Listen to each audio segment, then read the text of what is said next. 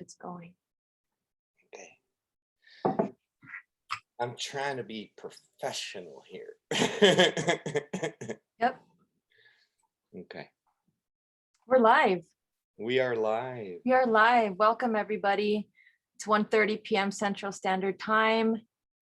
I am going to welcome Roman Vyskocil. Perfect. Thank you. Who worked with Winona LaDuke and Anishinaabe Agriculture Institute this past fall. I have a little video kind of summarizing that event, our Hempcrete workshop, which Roman will dive into a little more. So let me go ahead and, or do you want to introduce yourself first and then we'll show the video? No, why don't you, let's do the video and then I'll speak a little bit about myself. Okay, perfect. Let me go ahead and do that. Share the screen.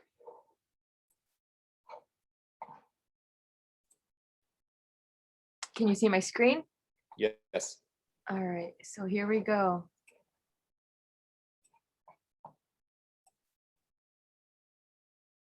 So this is the Anishinaabe Agriculture Farm. You know, our work here is really in both restoration and growing out the renaissance of indigenous varieties. We are really interested in the new green revolution, that's what I call it, the opportunity for hemp to really transform the materials economy. And so this is our first attempt at Hempcrete. My name is Roman Vyskocil. I've been involved with cannabis for about 30 years. And so, yeah, we're going to be doing this Hempcrete structure here. Everybody's going to be involved. Hempcrete is a word that's kind of normal terminology, but we're trying to call it Helpline because Hempcrete confuses people by making them think that it's concrete, and it's not like concrete. The only thing that's concrete about it is the lime. Hempcrete is basically hemp hurd, which is the inner core of the cannabis plant after the fiber has been removed, and then it gets ground down to a certain size and the dust gets removed. And then you mix that with lime, hydrated lime, and other pozzolans. It could be clay, it could be Portland cement, and water. And that's it, that's the recipe. And what you achieve with Hempcrete is you have a thermal wall system, which regulates heat and regulates humidity. And within a building, it maintains a very comfortable humidity level and temperature. And the great thing about Hempcrete is, like concrete, when concrete heats up, for it to cool down, let's say from 80 degrees to 32 degrees, I don't know what the number is, but let's say it takes 8 hours. Hempcrete, it takes almost 30 to 40 hours to cool down. So it really is a great insulator. None of us will be alive to see how long this will last. But there are structures, like in Rome, there's a bridge that was built out of Hempcrete 2,000 years ago, and it's still standing. So the life expectancy, if it's built right and built well, is hundreds and hundreds of years, you know, generations.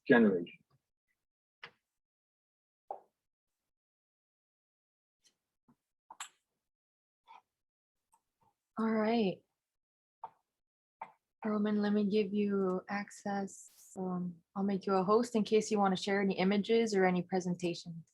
No, I don't have anything prepared like that. I am just here to speak, introduce myself, talk about the project that I did over at Winona's Hemp and Heritage Farm in Osage, Minnesota, and then prepare to field any questions that anybody might have.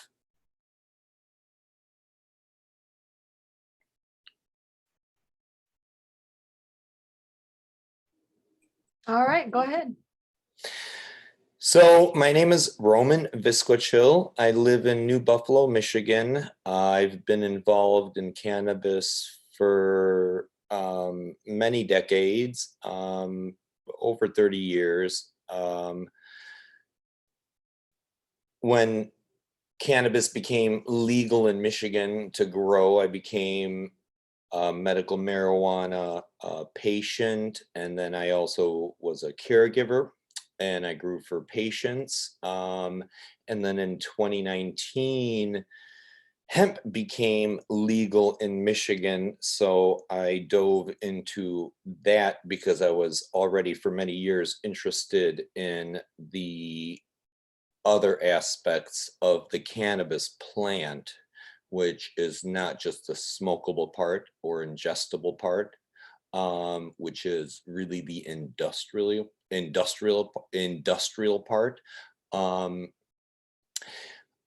And then that didn't work out so well for me in 2019, but I was also very interested in hemp lime building or hempcrete building. That's something that I think was mentioned in the video. I like to call it hemp lime because it's not really hempcrete. Hempcrete implies that it's some sort of concrete, and it is not a concrete. So terminology is critical. And in that aspect, when we talk about hempcrete, okay, if you use the word hempcrete, oh, you think hemp and you could make it into a concrete and that's what you could use, but it's not. The only aspect of it that is similar to concrete is the fact that you use lime and water, but the main material is hemp hurd, which is the inner core of the hemp plant that is decorded. The fiber is stripped off and that is chopped up into pieces that are then mixed with a slurry of lime and water and other pozzolans to create a wall system, a complete thermal, not necessarily structural, but wall system that you can build homes and structures out of.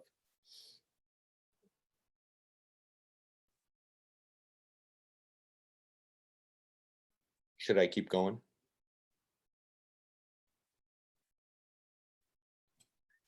Yeah, we can, we don't have any questions, but in the chat on session B, for those of us who are in the session, if you have any questions, now would be the time to ask them.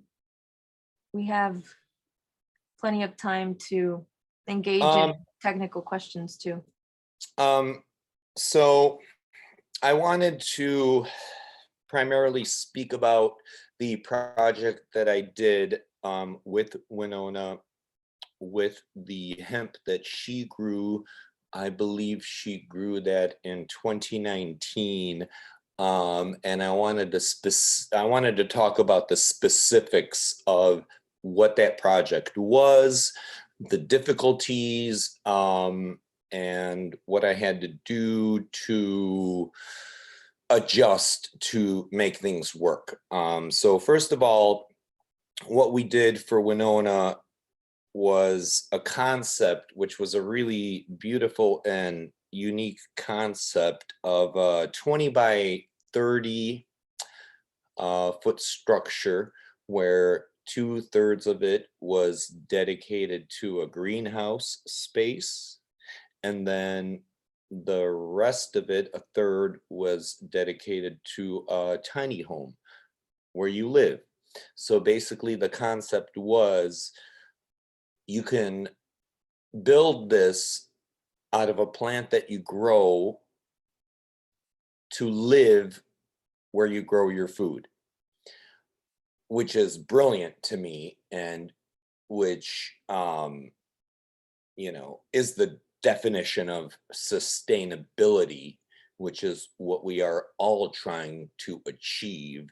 Because I've been thinking about the word sustainability for several months, and what I realized, what sustainability to me means, that we as humans should be able to get everything we need above the ground and not go into the ground and pump and you know, suck oil or the life out of Mother Earth to be able to survive. So sustainability really means is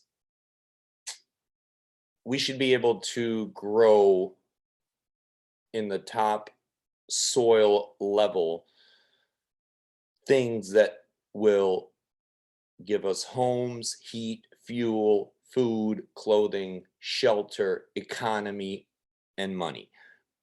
That's what sustainability means to me.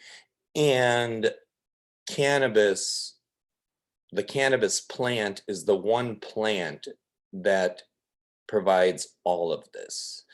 And I think the reason, I mean, the real reason we're having these conferences and trying to educate people, because my main motivation is to, you know, affect, impact, and educate people about the cannabis plant, because for me, it is the most important and most powerful plant that we have on this planet, because it could provide everything that we need as human beings, as and any other animal on this planet to, you know, survive and thrive.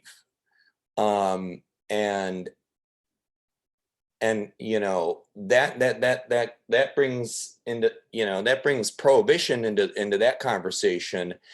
And prohibition really came about because people, and when I talk about people, I'm talking about industries. I'm talking about mainly the pharmaceutical industry, the paper industry, and the petroleum industry. They realized the power of this plant, and that's why prohibition really came about, was to, you know, make it hard for people to use this plant to do what it needs to do, so that, I don't know, I'm getting way too deep. But anyway, I wanted to talk about this project with Winona. So this project that I did with Winona, the hemp lime that I built was basically the footing or foundation of the greenhouse portion of the building at this point. It's still a work in progress. It was very challenging, I have to admit.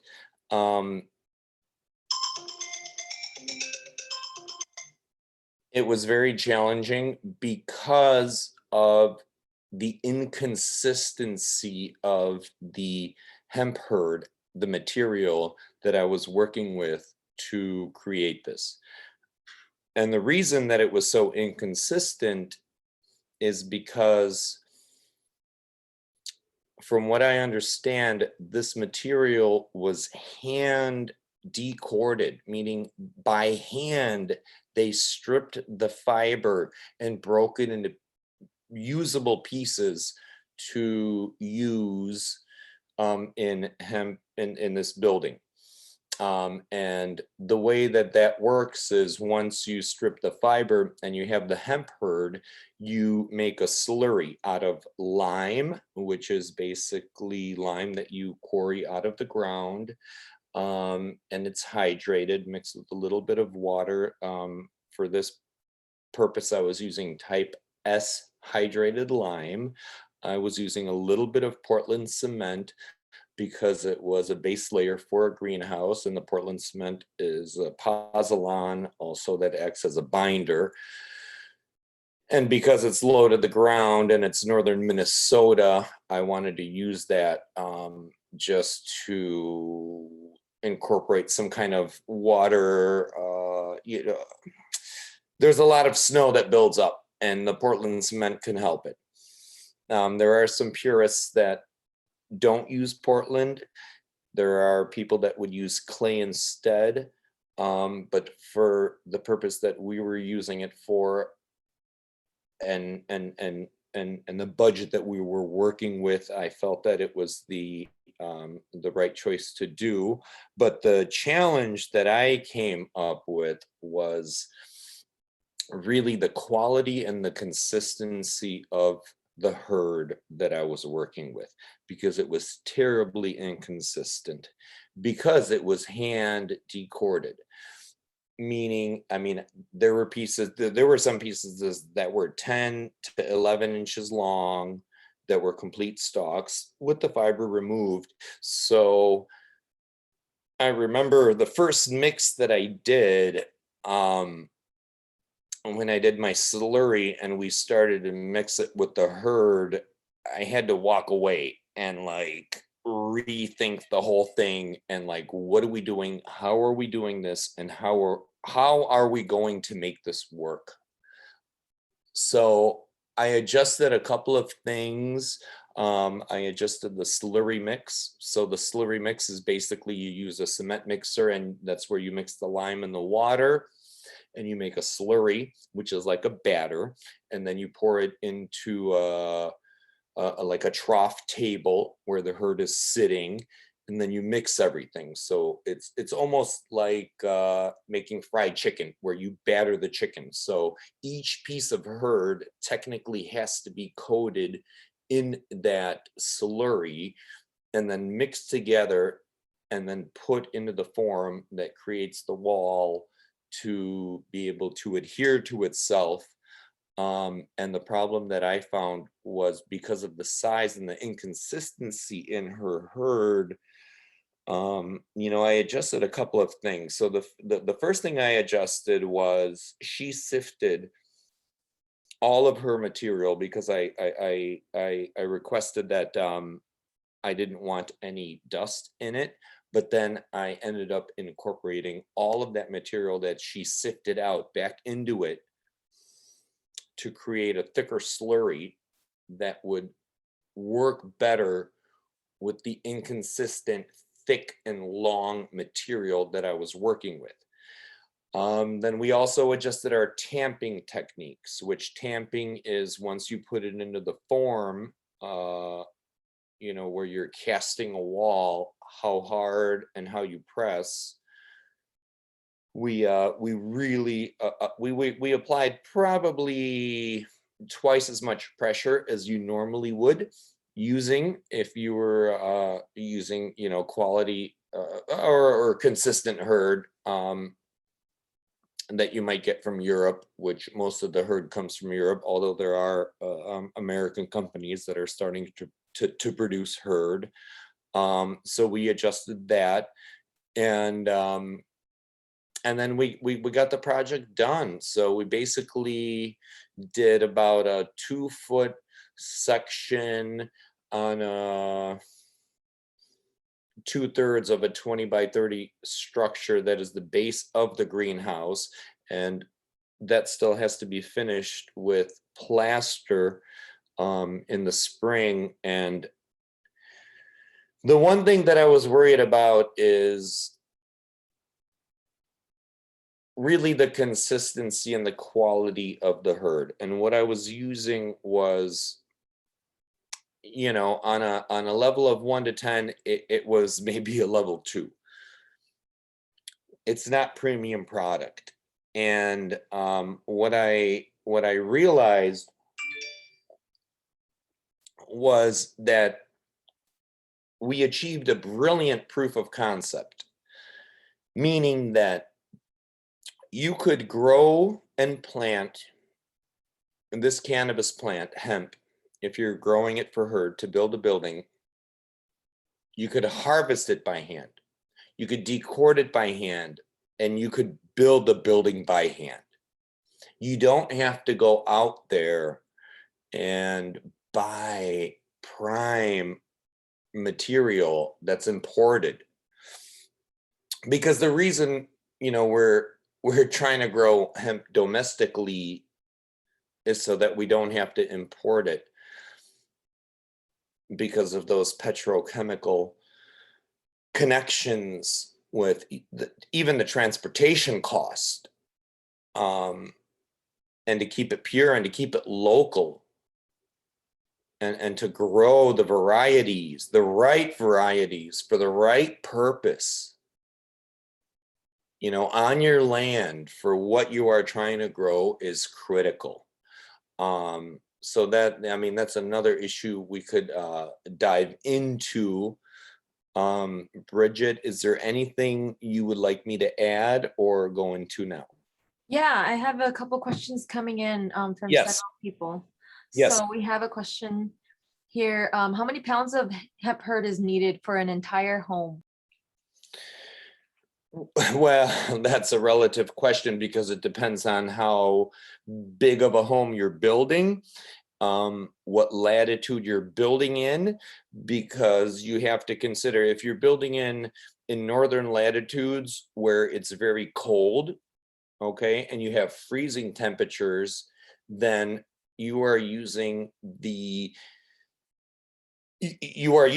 hemp lime to keep the heat in, as opposed to if you're building in, you know, temperate climates like Caribbean climates, you're using it to try to keep heat out.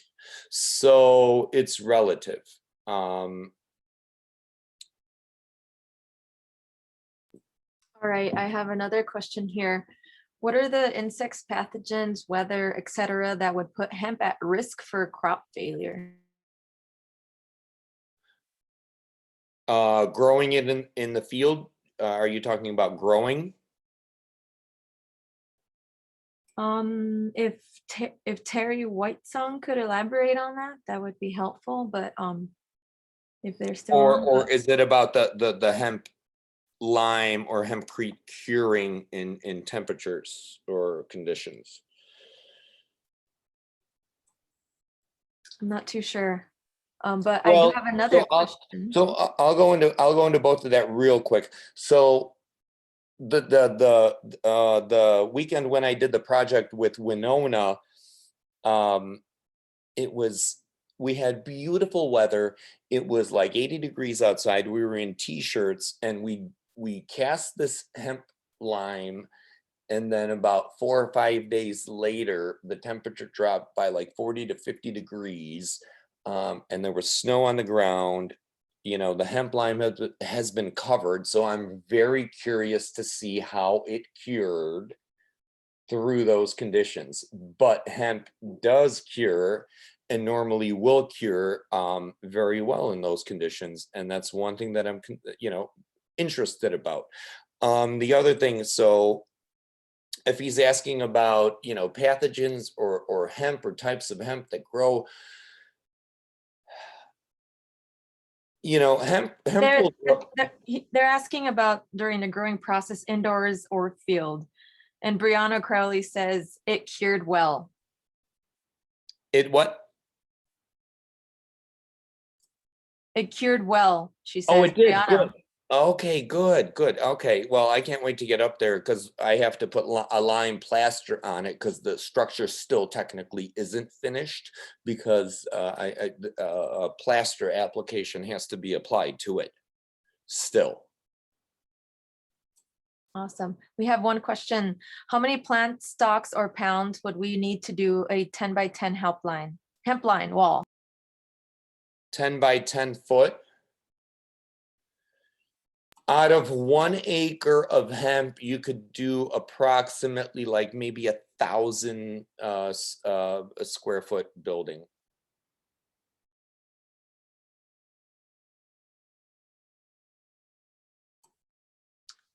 But again, that's relative what type of hemp you plant, how densely you plant it, what climate you're planting in.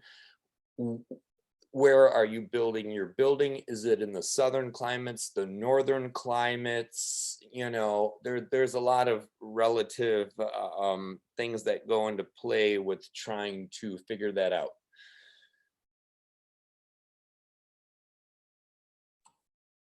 Anybody have any other questions? We have a few comments. Jodan Rozo says, begin with end goal in mind. Yes, always have a plan. Do your research, do your diligence. I mean, make connections, cultivate. Like, the most important thing, just like this plant, this cannabis plant that's cultivated so that we could accomplish all of these things. We as people, we need to cultivate relationships the same way. So that's also important. So if you want to do something, reach out, look, go on the internet, find somebody, talk to somebody. You can reach out to me. I will guide you. I will give you any connection that you need based on what what you want to do. And I think that's something really important that I don't think a lot of people realize is, like cultivating the plant, you have to cultivate a relationship if you have an end goal in mind. Yeah, he asks, have you looked into using different binders? Yes, there's many binders you could use. They call them pozzolans. You could use clays. You could use Portland cement.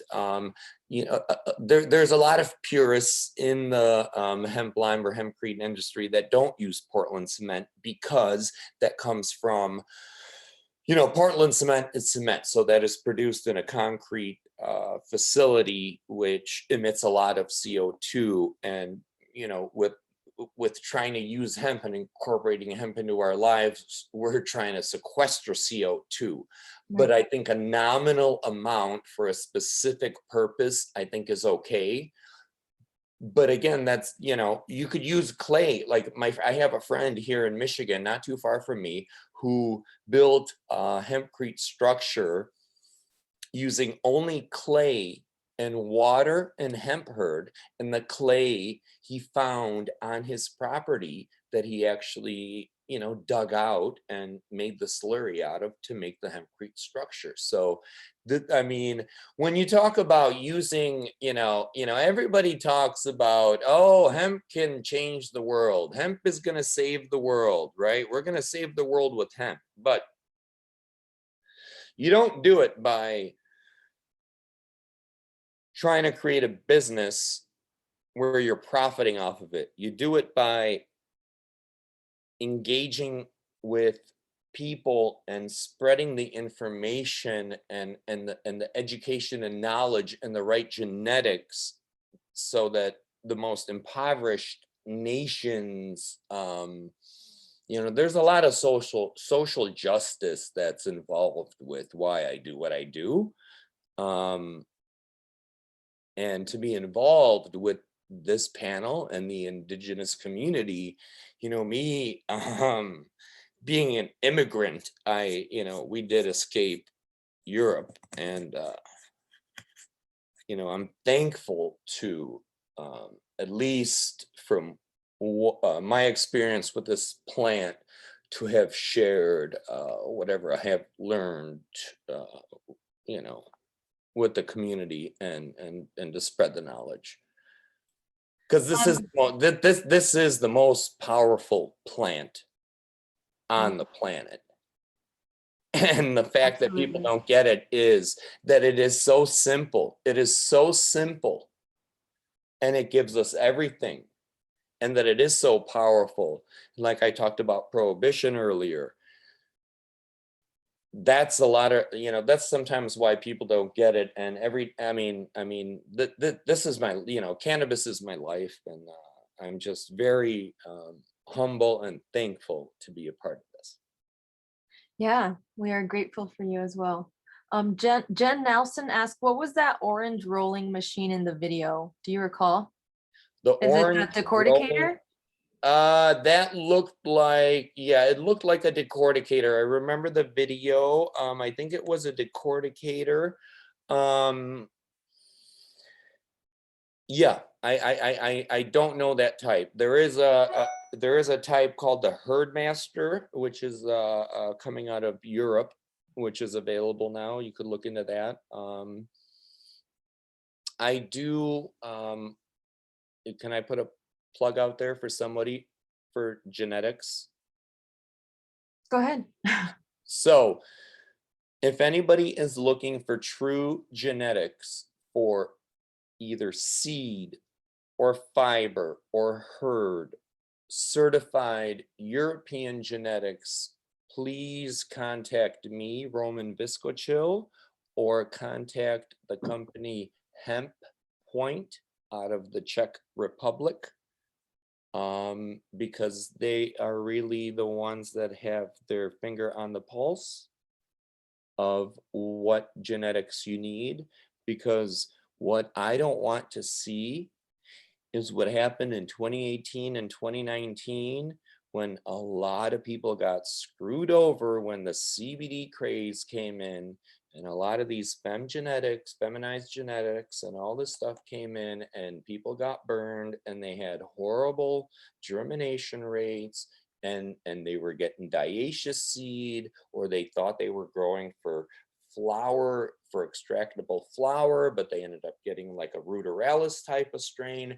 I mean, if we are going to be establishing, which we are now, this industrial side of the cannabis plant, which it's all one thing. It's the cannabis plant. Okay, there's hemp, there's CBD, there's THC, there's CBDA, it's the cannabis plant. But if we're going to be doing it on an industrial side, and you want to grow something for seed, then grow the right variety, get the right variety for seed to grow in your area. And it's not about jumping into it and doing it the first year. Do trials, start slow, have a plan, cultivate those relationships, know who you're getting your seed from. Okay, because there have been too many people that have been screwed over.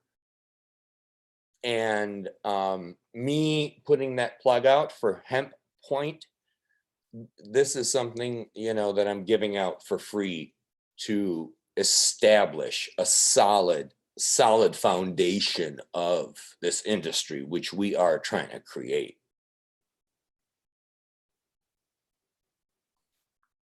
Yeah, absolutely. Do we have any other questions on the chat?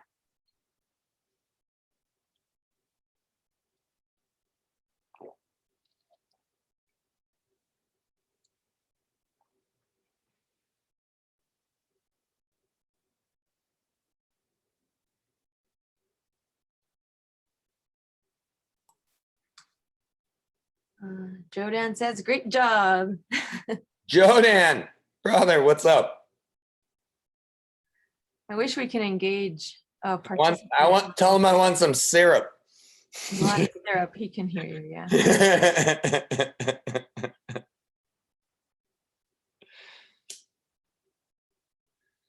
Yeah. Is there anything else you guys would like? Is there anything else I could talk about, or you would like me to share?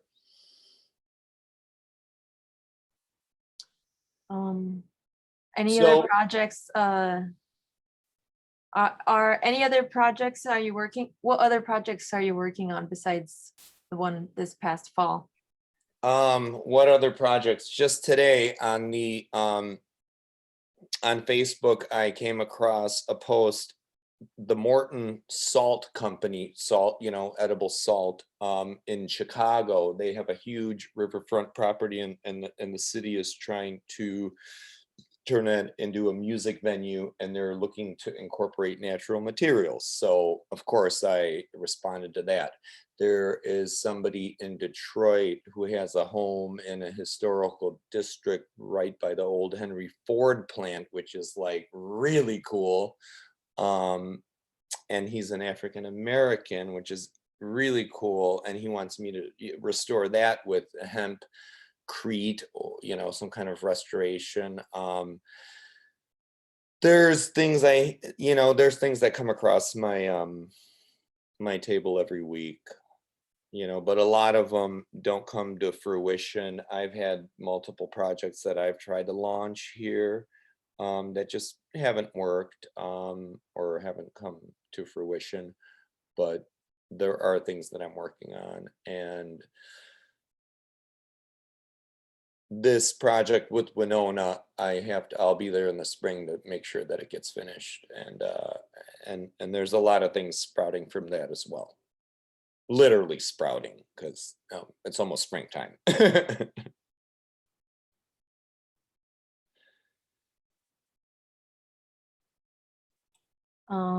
Any other questions?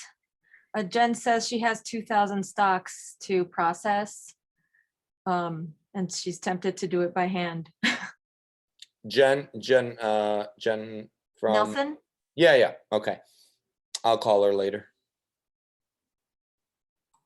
Awesome. We'll work it out. Great. Well, we can, it's up to you, Roman. You still have about 20 minutes or so. You will have other things you'd like to talk about too. Your philosophy about life, living the dream, Jodan says. Living the dream.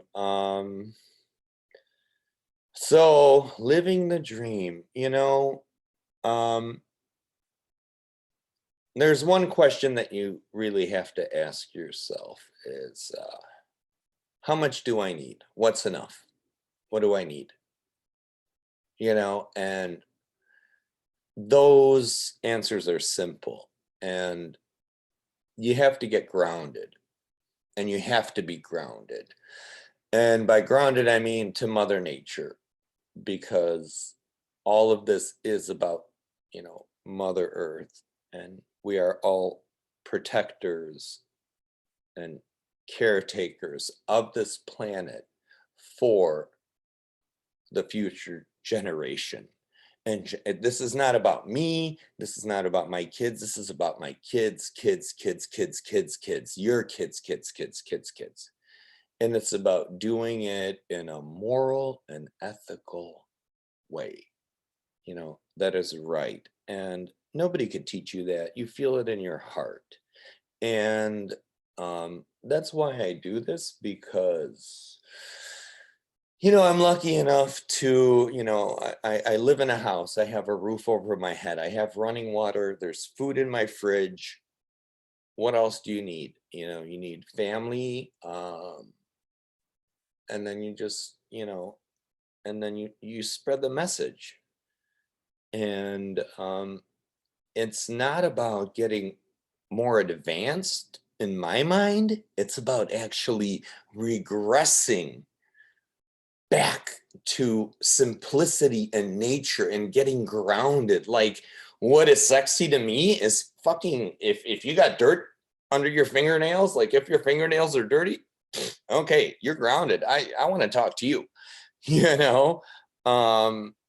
so that's kind of what I think it's about. We really need to take a step back and just get grounded. Luckily, I don't live in a big city. I live close to Chicago, but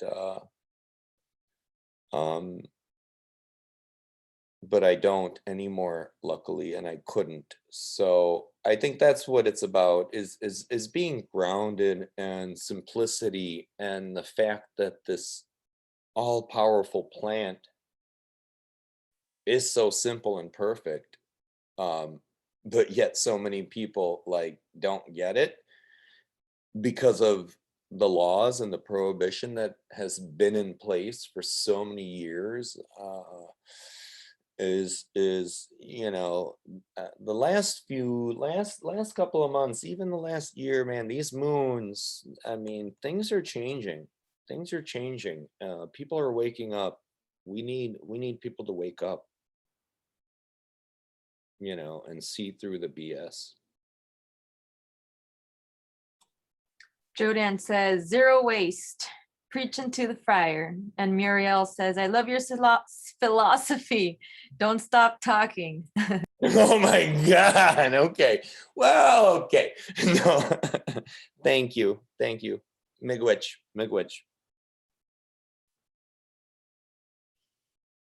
I don't know what else to say. I kind of got a lot out right there.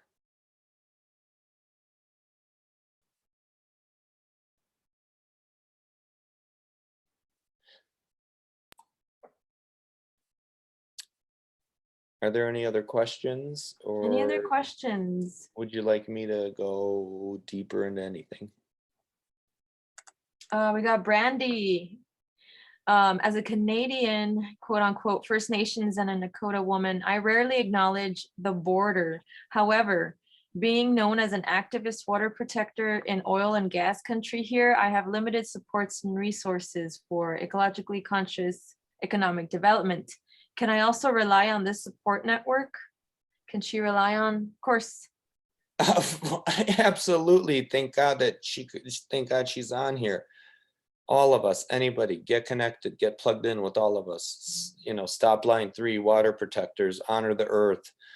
Yes, that's what we are. We are protectors. We have to protect this planet for the future, which is, you know, our children. Look at your children. That's why you're doing it. Right.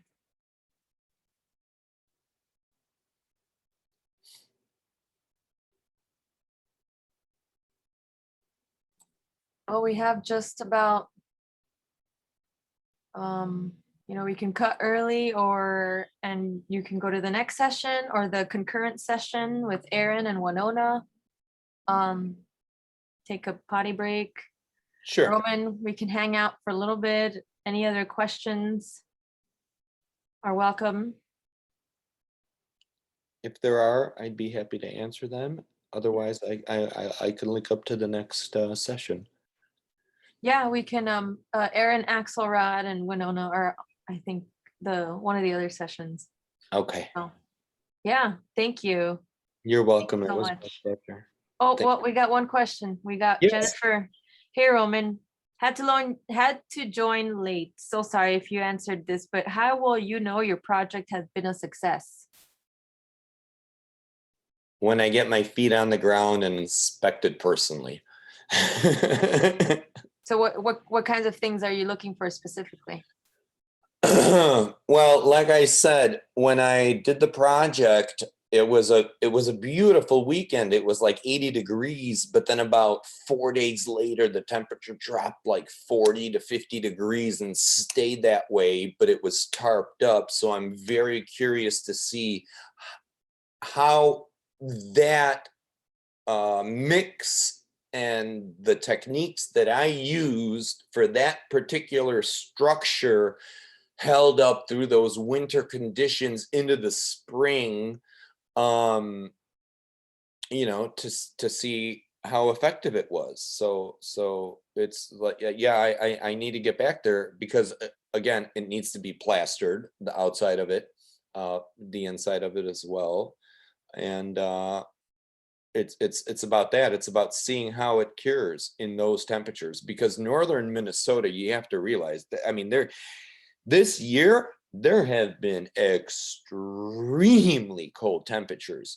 So, you know, this proof of concept of using hand grown, you know, hand planted, hand harvested, hand decorded, hand tamped, shuttered materials I mean, that's how hemp changes the world. You're not going to do it by building a business and charging people, you know, $200 an hour to talk to them and tell them this information, because, you know, people in Haiti, some of them don't even have electricity, so they're not even going to have access to a power line to power their cement mixer to make the slurry. So they'll be doing it by hand. So you want to change the world? This is how you do it. You empower people. Yeah, absolutely. Jen Nelson asks, what is the ideal size in inches of the herd do you suggest using? Ideal? Inches or okay, inches about, you know, maybe 3 to 4 inches long, 1/8 inch thick at most. You know, some of the stuff that I used at Winona's, project was a straight stalk that was like 12 inches long.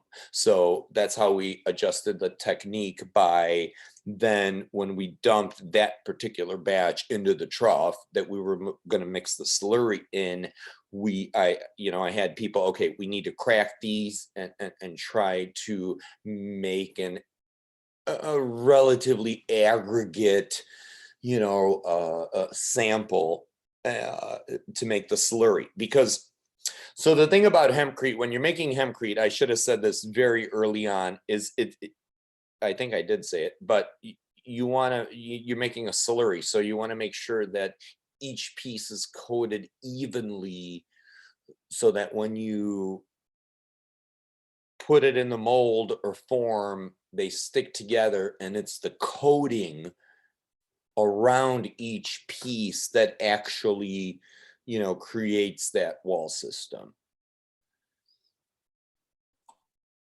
Cool. Muriel says, is HEMPA certified? Or I would like our construction company to use this material, but they want a certified material. Where are we on codes? So I guess maybe. You're talking about like ASTM, and you're yeah. talking about certain. They're working on that. They're working on getting them regulated, but basically that depends on your municipality. If you would like me to talk to you, I mean, I've had several projects where I've approached municipalities that have had no idea about like what I wanted to do, and I explained what I wanted to do, which this is a project that didn't go through, but I was going to build a hempcrete building on a hemp farm selling all hemp product. But it just unfortunately didn't work out, and they had no ordinance, this, that, but they absolutely welcomed it. Like if you put the right team together to present it the right way with the right knowledge, building codes, it's not an issue to be worried about. That could easily be you could easily get through that. Depending on what kind of structure you're building. If I mean, it depends. Is it residential? Is it commercial? Or is it agricultural? Or is it a farm stand? So you have to think about those things as well. It's all about the local municipalities and the local ordinances. And again, developing and cultivating a relationship with the local municipality to be able to do that. But if you do it on private land, you can do whatever you want.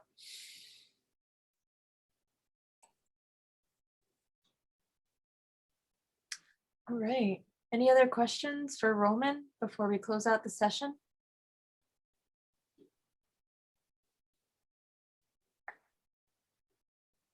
I don't see anybody else coming in. Okay. All right, well, you can take a break, like I said, and come back Okay. to our next session is at 2:30 Okay. Central Standard Time. Okay. So we'll do, I believe we have another, 2 other breakout sessions with, dedicated to also Hempcrete. Sergey, you want to talk a little bit about your friend, Sergey?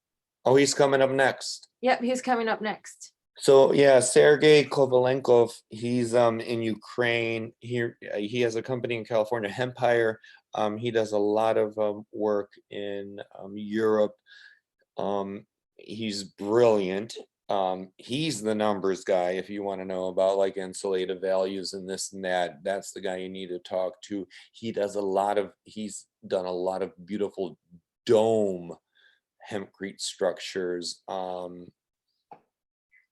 Yeah, unfortunately, because of COVID and travel restrictions, he's been stuck there. But he's hopefully you'll get more out of him than you got out of me. And don't say that. You've done. Come on. Thank you. Yeah. No, Yes.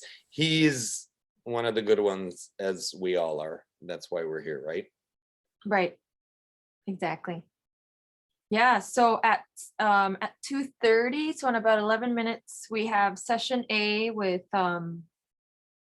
Sergey and session B with Roy Caddy, and they're gonna do a hemp fiber demonstration. Okay, Yeah, all right. session A and session B in 11 minutes. Okay, great. Thank you, everyone. All right, thank you. Bye-bye. Bye.